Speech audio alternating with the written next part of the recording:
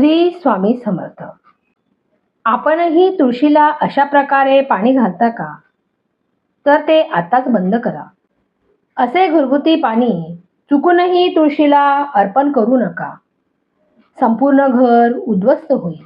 घरात गरिबी राहील. याद्वारे आपल्याला कळेल की कोणत्या दिवशी महिलांनी चुकूनही तुळशी मातेला पाणी देऊ नये, अन्यथा मोठा अनर्थ घडतो. माता तुळशीसोबतच माता लक्ष्मीचाही बळी जातो. संपूर्ण माहितीसाठी व्हिडिओ शेवटपर्यंत नक्की पहा.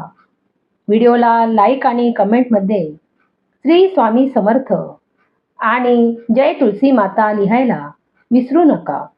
भगवान विष्णूच्या पूजेमध्ये मिळण्यासाठी तुळशीच्या पानांचे खूप महत्त्व आहे.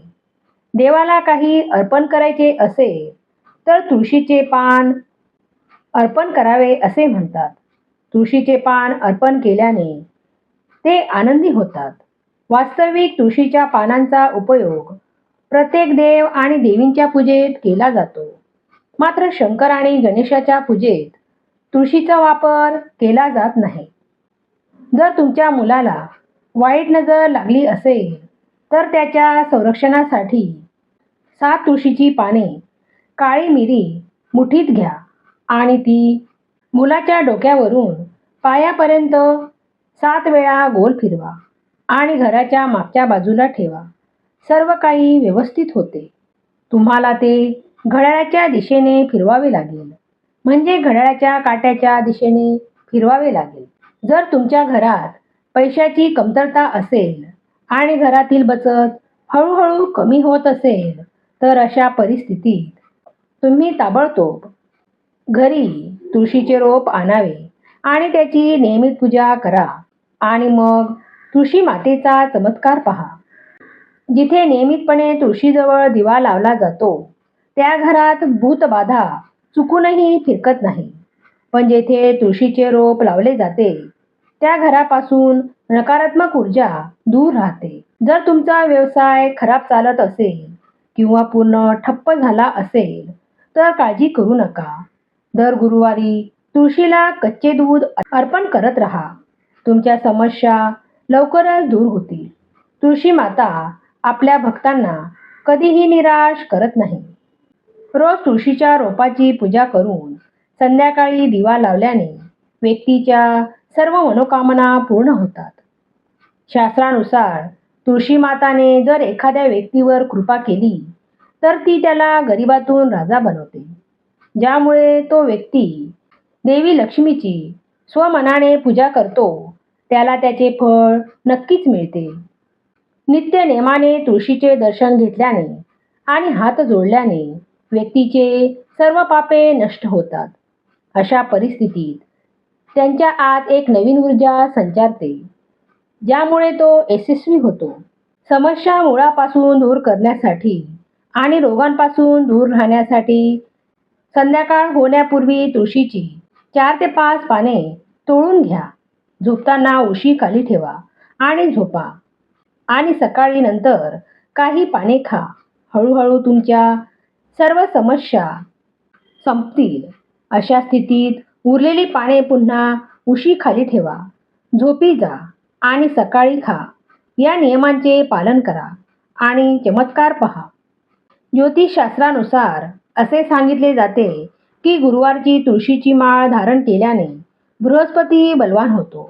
ज्योतिषशास्त्रानुसार तुळशीची माळ घातल्याने सर्व प्रकारचे सुख प्राप्त होते आणि वाईट नजर कधीच लागत नाही. असे सांगितले जाते तुळशीची माळ घालण्यापूर्वी तिला गंगाजल आणि उदबत्ती अर्पण करावी. तुळशीची माळ धारण करण्यापूर्वी मंदिरात जाऊन श्रीहरीची पूजा करावी. जे लोक तुळशीची माळ घालतात त्यांनी कांदा, लसूण, मांस आणि मद्य यांचे सेवन सोडून द्यावे. जर तुमची सर्व कामे अयशस्वी होत असतील तर तुळशीच्या रोपांची मुळे घ्या आणि गंगाजलाने धुवा. त्यानंतर त्याची व्यवस्थित पूजा करून पिवळ्या कपड्यात बांधून ठेवा. हळूहळू तुमच्या सर्व समस्या संपुष्टात येतील. तुळशीची पावडर वापरणारी व्यक्ती नेहमीच अत्यंत गंभीर आजारापासून सुरक्षित राहते. तुळशीची पूड अनेक रोगांना मुळापासून दूर करते.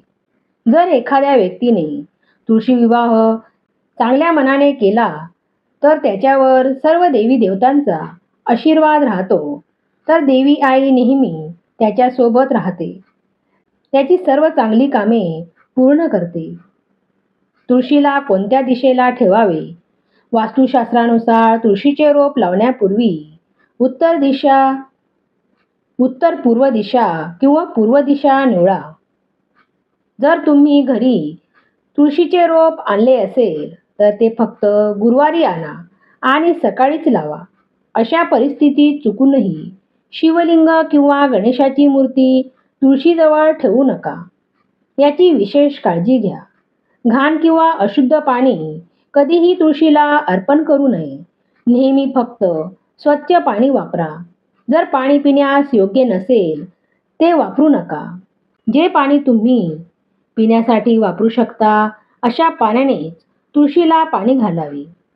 याशिवाय इतर काही गोष्टींकडेही लक्ष देणे आवश्यक आहे. जर तुम्ही तुमच्या छतावर तुळशी ठेवली असेल तर तुमच्या घराच्या उत्तर दिशेला मुंग्या नक्कीच बाहेर पडू लागतील. घराच्या उत्तर दिशेला कुठेतरी भेगाही दिसू लागतील.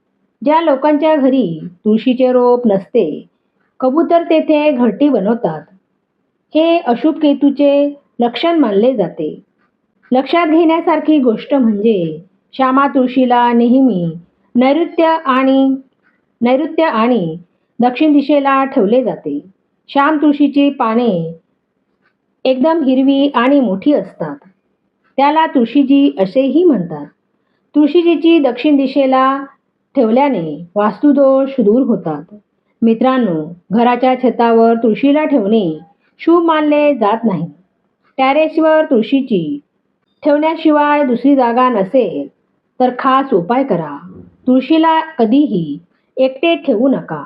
केळीच्या झाडासोबत नेहमी ठेवा. दोन्ही झाडे अगदी बरोबर ठेवा. मोहिनीने बांधा. यामुळे वास्तुदोषामुळे तुमची हानी होणार नाही. मासिक पाळीच्या काळात तुळशीची पूजा करता येते का? हा प्रश्न बहुतेक महिलांना विचारायचा असतो. मासिक पाळी दरम्यान महिला तुळशीला पाणी अर्पण करू शकतात की नाही याबद्दल देखील जाणून घ्या. मित्रांनो, मासिक पाळीच्या काळात महिला अपवित्र असतात.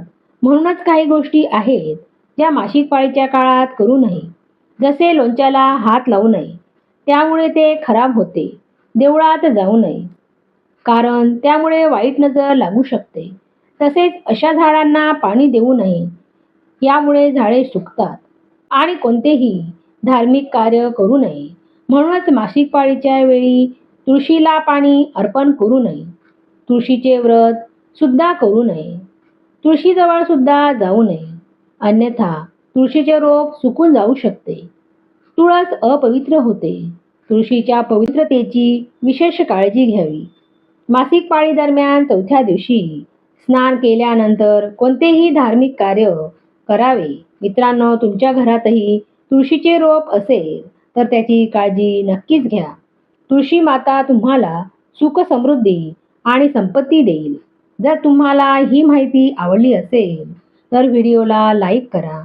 तसेच या व्हिडिओला तुमच्या मित्रांसोबत शेअर करायला विसरू नका.